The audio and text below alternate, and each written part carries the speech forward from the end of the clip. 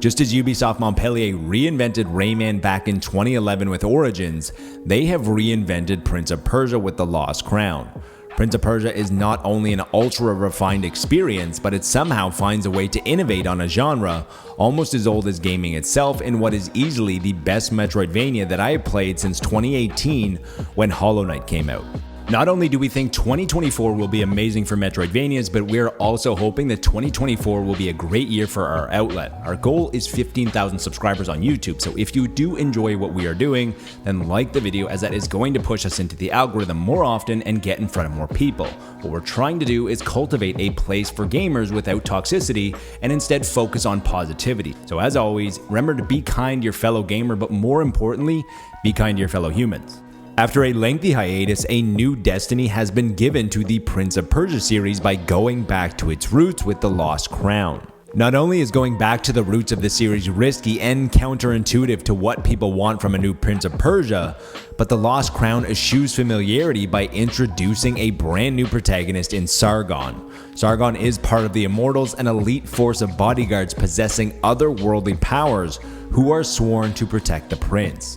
Ubisoft Montpellier has created a bespoke tale of destiny, honor, and betrayal that is intertwined with authentic Persian mythology.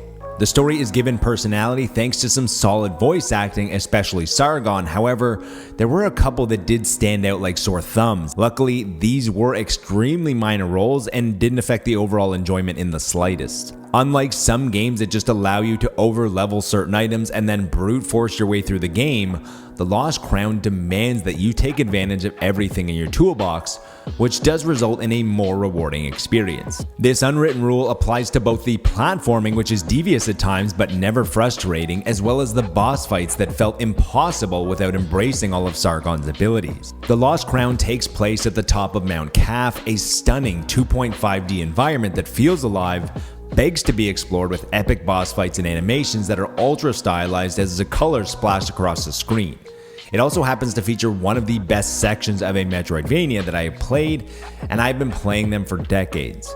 The imagination and the talent to create such a unique environment was mesmerizing. The world goes far beyond just looking gorgeous. The score, composed by Gareth Coker, who is most known for his heartfelt and immersive compositions on the Ori series, is clearly still at the top of his form. There are a few things about The Lost Crown that could have been slightly better, including the cutscenes, and these scenes are doing some heavy lifting for the plot, but the facial movements on the characters just felt a little underdeveloped, and with some slight lip improvements, it could have made the story even more immersive. To be honest, the other issues feel minor when compared to everything that The Lost Crown did right in what feels like a masterclass in Metroidvania. Not only have they refined what have come before them, but they have also created their own unique experience and innovated with things like the memory shards and the amount of accessibility options. The Lost Crown feels like Ubisoft Montpellier had a meeting and went around the table asking what made Prince of Persia iconic between 1989 and 2010.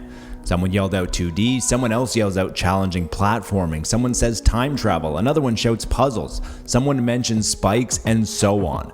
The point is that everything that has made Prince of Persia such a beloved series since the late 1980s right down to the design of the spikes is here. The big difference with The Lost Crown is that everything is happening in the same game and not over the course of decades. Prince of Persia: The Lost Crown never overstayed its welcome in its around 25 hours or so that I mainline the story. The Lost Crown is an easy recommend for anyone and not just hardcore fans of the Metroidvania genre.